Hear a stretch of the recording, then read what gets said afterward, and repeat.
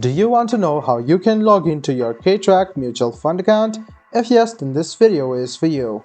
Hello and welcome to Tech Basics. It's your host back again with yet another interesting tutorial video. In this video, I'm going to teach you how you can log into your KTrack Mutual Fund account.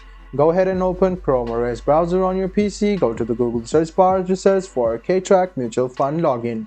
Click on the first link which appears on your screen. It will take you to this site of KFintech, which is the official site of KTrack Mutual Fund account as well. So you can see the mutual fund account associated with KFintech, and you can see that it is KTrack MF on your mobile service or your PC. So you can see the login portal on here. Go ahead and write down your user ID in this box, your password in this box, and then click sign in. This way you can log into your KTrack Mutual Fund account.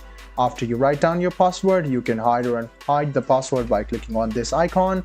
If in case you have forgotten your username or password, these are the two links you want to go through.